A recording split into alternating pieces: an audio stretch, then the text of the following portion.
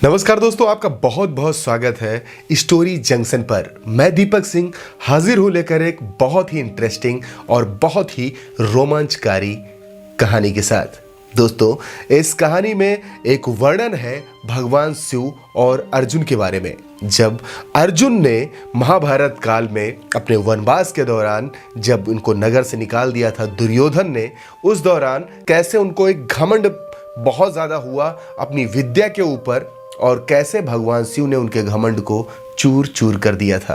दोस्तों, इस कहानी में पूरा बताएंगे। अगर आप हमारे चैनल पर नए हैं तो प्लीज़ चैनल को सब्सक्राइब कर लीजिए, वीडियो को लाइक कर दीजिए, अपने दोस्तों के साथ इसे शेयर जरूर करिएगा। तो चलिए इस कहानी को शुरू करते हैं। दोस्तों, हिमालय पर्वतमाला पर एक इंद्रकील नामक बहुत बड़ा पहाड़ था। दोस्तों, ऋषि मुनि वहां पर तपस्या किया करते थे। एक दिन पांडु पुत्र अर्जुन उस तपस्थल पर आए तो दोस्तों, अर्जुन को अस्त्रों शस्त्रों से सुसज्जित देखकर जो मुनि कुमार थे, जो मुनि के बच्चे थे, वो आपस में खुसर फुसर करने लगे और कहने लगे कि ये अनजान व्यक्ति आखिर में कौन है। तो दूसरा बोला, कोई भी क्यों ना हो, इसे इस पवित्र स्थान पर अस्त्र शस्त्र अपने साथ नहीं लाने चाहिए थे। ऋषि कुमार जो थे वो नदी के किनारे तक अर्जुन का मतलब पांडु पुत्र जो अर्जुन थे उनका पीछा करते रहे।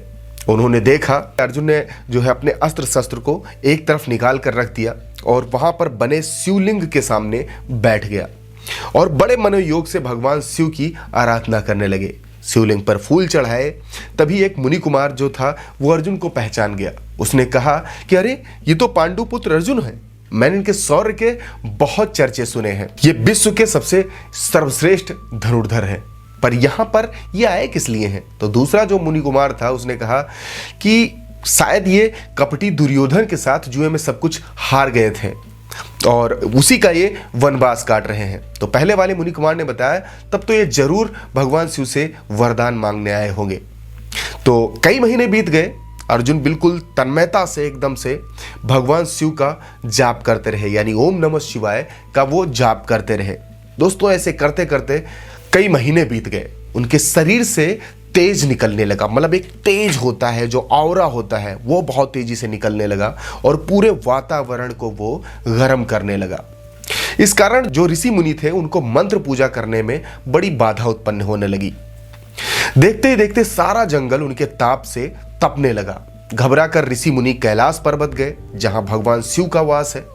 उन्होंने भगवान शिव से प्रार्थना की कि हे प्रभु, देखिए अर्जुन की मनोकामना आप पूरी कर दीजिए, क्योंकि अगर आप उनकी मनोकामना पूरी करेंगे तो यानी आप हमारी पीड़ा हर लेंगे।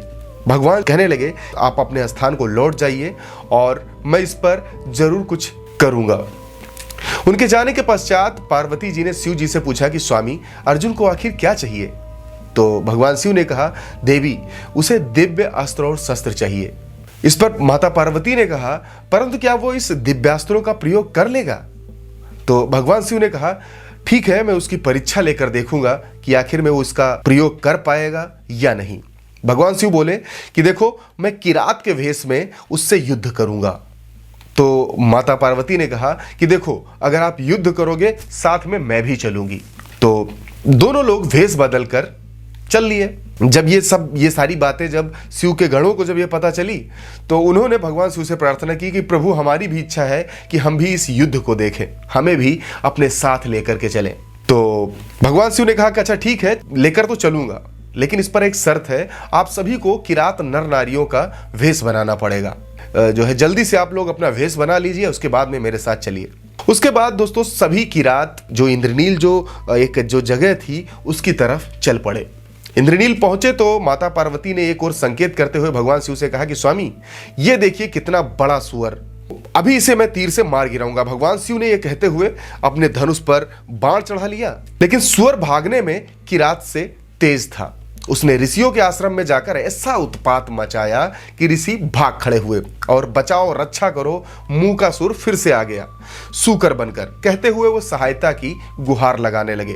दोस्तों, ऋषि मुनियों की चीख सुनकर अर्जुन का ध्यान भंग हो गया। उन्होंने आंखें खोली और धनुष पर उन्होंने भी बाण चढ़ा लिया। तभी किरात भेषधारी भगवान शिव अपने धनुष पर बाण चढ़ाए हुए अर्जुन को आते दिखाई देते हैं। अर्जुन को सूकर का निशाना बनाते देख भगवान शिव ने कहा, देखो ठहरो, इस सुअर पर बाण मत चलाना, यह शिकार मेरा है, मैंने बहुत देर तक इसका पीछा किया है, तुम इसे मार सको तो ले जाओ। अर्जुन ये बोला। शिकारी भीख नहीं मांगा करते। सूकर के शरीर में एक साथ 2 तीर आकर घुस गए, एक किरात भेषधारी शिव जी का और दूसरा अर्जुन का। 2 तीर खाकर सुअर भेषधारी जो मूकासुर था वो ढेर हो गया। जमीन पर गिरते ही उसका असली रूप प्रकट हो गया।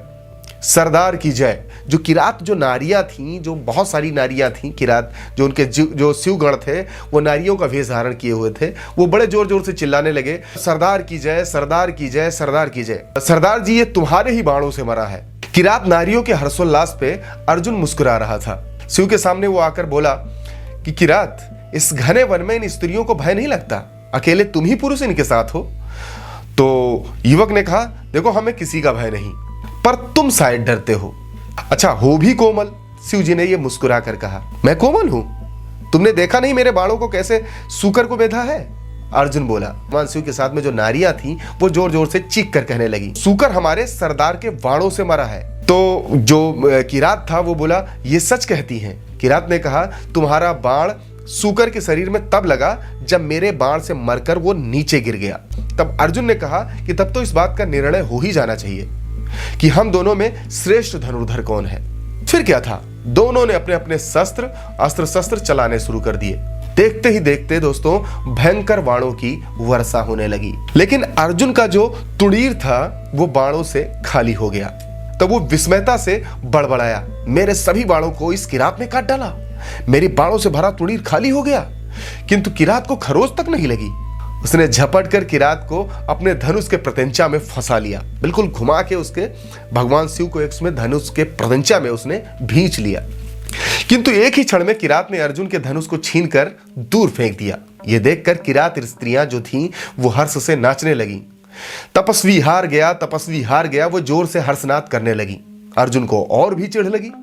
इस बार वो तलवार लेकर किरात की ओर झपटा और बोले कि किरात, भगवान का स्मरण कर ले, तेरा अंत काल आ गया है। किंतु जैसे ही अर्जुन ने तलवार किरात के सर पर मारी दोस्तों, वो तलवार टूट गई।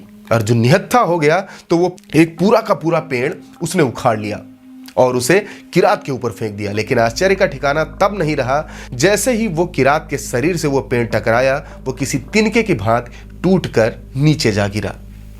जब कोई उपाय ना रहा तो अर्जुन निहत्थे ही किरात पर टूट पड़ा, किंतु किरात पर इसका कोई असर ना हुआ।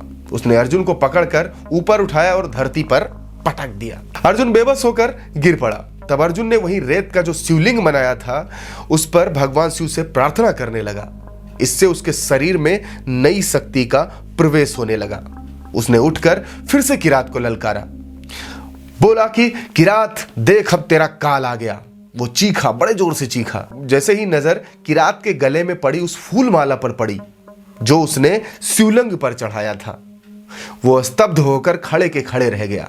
अरे, ये तो पुष्पमाला मैंने भगवान शिव के शिवलिंग पर चढ़ाई थी, ये तुम्हारे गले में कैसे आ गई? पल मात्र में ही अर्जुन का सारा भ्रम दूर हो गया। दोस्तों वो समझ गए कि किरात के वेश में कोई और नहीं, ये भगवान शंकर ही उनके सामने खड़े हैं। अर्जुन किरात के चरणों में गिर पड़े और रूंधे हुए गले से बोले, मेरे प्रभु, मेरे आराध्य देव, मुझे क्षमा कर दो, मैंने घमंड किया था। अब भगवान शिव अपने असली रूप में प्रकट हो गए। पार्वती भी अपने असली रूप में आ गई। शिव बोले, अर्जुन, मैं तेरी भक्ति और साहस से बहुत प्रसन्न हूं। मैं पाशुपात अस्त्र का भेद तुझे बताता हूं, यह संकट के समय में तेरे बहुत काम आएगा। दोस्तों वो भगवान शिव का वचन आखिरकार सत्य हुआ जब महाभारत के युद्ध में अर्जुन ने अपने परम प्रतिद्वंदी कर्ण को उसी पाशुपात अस्त्र से मारने में सफल हुए थे। दोस्तों ये थी अर्जुन के घमंड और उस दिव्य किरात की कहानी जिसके भेष में भगवान शिव स्वयं थे। दोस्तों ये कहानी आपको कैसी लगी कमेंट बॉक्स में हमें जरूर बताइएगा। अगर आपके पास भी कोई ऐसी ही कहानी, रोमांचकारी कहानी अगर आपके पास है तो प्लीज आप हमें उसे deepak99900@gmail.com पर भेज सकते हैं। दोस्तों अगर आपको जरा सा भी ये स्टोरी अच्छी लगी हो तो प्लीज इस वीडियो को लाइक करिए, चैनल को सब्सक्राइब करिए और अपने दोस्तों के साथ इसे शेयर जरूर करिएगा। मिलते हैं दोस्तों अगली स्टोरी में, तब तक के लिए नमस्कार।